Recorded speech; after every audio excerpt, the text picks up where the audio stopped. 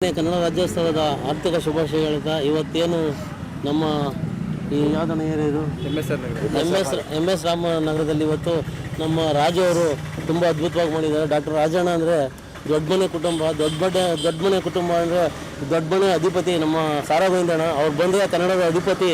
ಎಲ್ಲೂ ನಮಗೆ ಒಂದು ಧೈರ್ಯ ಸ್ಫೂರ್ತಿ ತುಂಬ ಹೋರಾಟದ ಬಗ್ಗೆ ನಮಗೆ ಧೈರ್ಯ ತುಂಬ. ರಾಜ್ಕುಮಾರ್ ಅಂದರೆ ಭಾಳ ಇಷ್ಟಪಡೋದು ಏನಂದರೆ ಅವ್ರು ರಾಜಕೀಯಕ್ಕೆ ಹೋಗಲಿಲ್ಲ. ಕನ್ನಡ ಅಂದರೆ ಕನ್ನಡ, ರಾಜಣ್ಣ ಅಂದರೆ ಕನ್ನಡ, ಅದು ಬಿಟ್ಟರೆ ಅವರು ಫಿಲಿಮು ಅಷ್ಟು ಬಿಟ್ಟರೆ ಅವ್ರು ಯಾವತ್ತು ರಾಜಕೀಯ ಈಗಿನವರಂತೂ ರಾಜಕೀಯಕ್ಕೆ ಎಲ್ಲಿ ಬೇಕಾದ್ರೆ ಹೋಗ್ತಾರೆ. ರಾಜಣ್ಣ ಯಾವತ್ತೂ ಹೋಗಿಲ್ಲ ರಾಜಕೀಯಕ್ಕೆ. ಹಂಗಾಗಿ ರಾಜಣ್ಣ ನಾನು ಅವತ್ತಿಂದನೂ ಅಭಿಮಾನ. ಇವತ್ತು ನನಗೆ 48 ವರ್ಷದಿಂದ ನಾನು ಚಿಕ್ಕ ಹುಡುಗನಿಂದನೂ ರಾಜಣ್ಣ ದೊಡ್ಡಮನೆ ಕುಟುಂಬ ನನಗೆ ಭಾಳ ಇಷ್ಟ. ಹಂಗಾಗಿ ಇವತ್ತು ಅವ್ರಿಗೆ ಭಾಳ ಗೌರವ ಕೊಡ್ತೀವಿ. ರಾಜ್ಕುಮಾರ್ ಅಂದರೆ ನಮಗೆ ಕನ್ನಡದ ಅಧಿಪತಿ ಅವರು. ಇವತ್ತು ರಾಜಣ್ಣಂದು ಸ್ಟ್ಯಾಚ್ಯೂ ಉದ್ಘಾಟನೆ ಮಾಡೋರು ರಾಜು ಅವರು.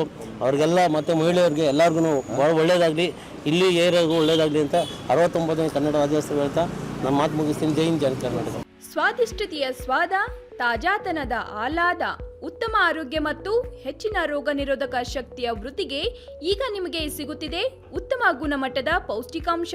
Shri Vaidik millet health mix. ಇದು ಸಿರಿಧಾನ್ಯಗಳ ಸಂಪತ್ತು.